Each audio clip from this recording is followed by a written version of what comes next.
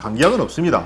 한 병이 걸렸을 때 이겨낼 수 있게 해주는 연습 상대라고 할 수 있을까 그렇게 볼 수도 있습니다. 네네네. 감기가 돌 두 돌 때 아이가 자라나는 열이 생깁니다. 열이 나면서 애들이 키가 쑥쑥 크죠. 크잖아요. 성장 발열이기 때문에.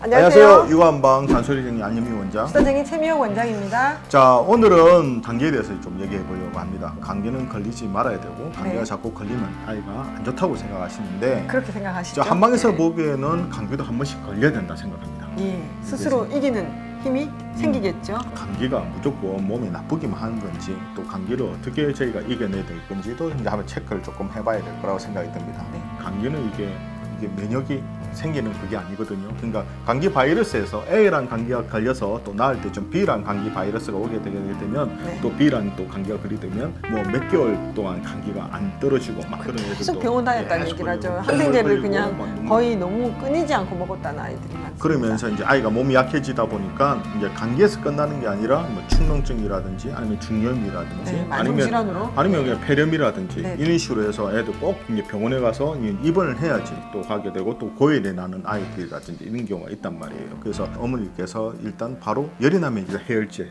또 염증 생기니까 이제 항생제를 이렇게 하게 되는데 보통 저희가 이제 한 38도 정도까지는 좀 그냥 한번 좀 지켜보는 것도 좋지 않을까 생각이 들어요. 근데 엄마들이 38도 때까지 지켜보질 않죠. 힘들죠. 감기가 걸리게 되면 좀 열이 나지 않습니까? 좀 열이 나게 되면서 우리 몸에 있는 모든 세포가 이게 긴장이 되면서 한 번 더 감기하고 싸우면서 면역력이 생기는 그 과정이라고 생각하시면 되거든요. 그렇죠.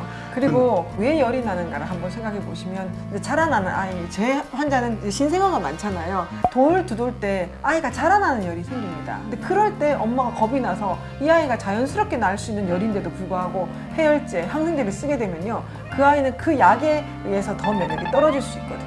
고열이 될 경우는 어쩔 수 없이 이렇게 병원을 간다고 하더라도 37도를 왔다 37도에 38도로 왔다 갔다 하는 열은 그냥 자연적으로 닦아주고 푹 쉬게 해주고 소화를 잘 되게 만들어주면 스스로 내려올 수도 있거든요. 네, 그러니까요. 어른들 같은 경우도 이게 감기가 잘 안 걸리면서 이게 몇 년 넘어가다 보게 되면 갑자기 큰 병이 오는 수가 생기거든요. 감기도 한 1년에 한 번 정도 감기가 걸려서 열이 나면서 한번 몸을 이렇게 예민하게 만들어주는 것도 자가 면역력을 키우는 한 방법인데 한 병이 걸렸을 때 이겨낼 수 있게 해주는 연습 상대라고 할 수 있을까 그렇게 볼 수도 있습니다. 네네네. 감기가. 그렇지만 이게 감기가 너무 한 2주 이상 넘어간다든지 또 고열이 난다든지 하게 되면 네, 저희가 참으라고 했다고, 안 되죠. 그건 안 견디라고 되죠. 했다고 왜냐하면 병원을 안 가고. 아이가 감기가 걸리게 되면 감기가 걸린 동안에는 우리 성장이 이게 멈추게 돼 있거든요. 그렇죠. 그래서 감기는 뭐 약 먹어도 일주일, 안 먹어도 먹어도 일주일. 일주일. 어머니들께서도 아신지 모르겠지만 감기약은 없습니다.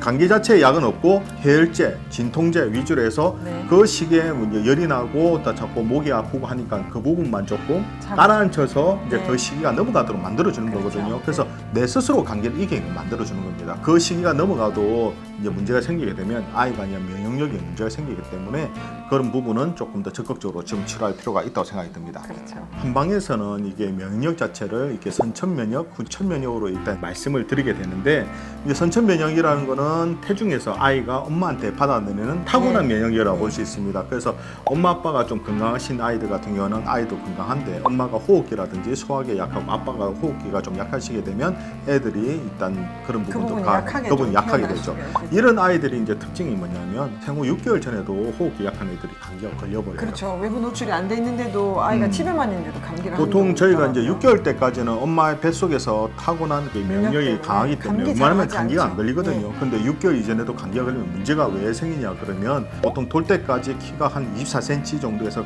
폭풍 성장을 하는데 이때는 내부장기 특히 호흡기도 같이 이렇게 발달이 되거든요. 근데 6개월 전에 이렇게 감기가 걸려버리게 되면 돌 때까지 계속 애가 골골골 한단 말이에요. 그러면 이게 호흡기가 되게 약해지는 경우가 생기게 됩니다. 일찍 감기를 하면 안 됩니다. 그래서 이런 경우는 저희가 적극적으로 돌 전에도 필요하면 한방 치료를 조금 병행해서 저희가 치료를 하고 도움을 하거든요. 드리죠. 예.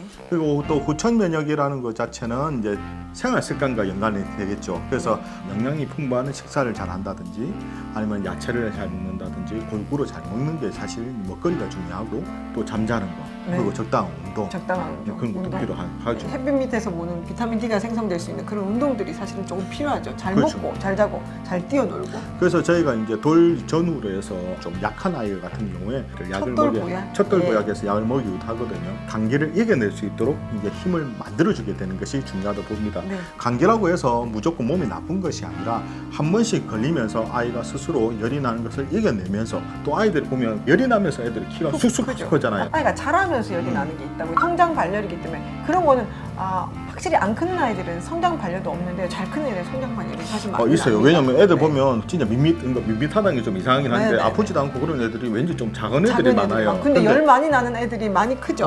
그러니까 애들이 잘 먹고 하는데 또 애들이 한 번씩 또 열이 확 나요. 그러니까 그렇죠. 열이 나 열도 잘 떨어져요. 한 네네. 3, 4일 정도 아팠다가 또 열이 떨어지는데 훅 그거 자라 지나면서 있어요. 애가 쑥 크고 그렇죠. 쑥 크고 그래서 하는 경우가 열이 있습니다. 어떻게 보면 필요하다. 감기가 내게 이겨낼 수 있다 그러면 그 부분도 크게 너무 좀 감기를 너무 무서워할 필요 없고 꼭 그렇죠. 무조건 감기가 감기를 필요하다. 뭐 열이 난다고 해서 뭐 해열제하고 이렇게 너무 강하게 쓸 필요는 없으시고 일단 그런 거 잘 조절하셨으면 네네. 좋겠습니다.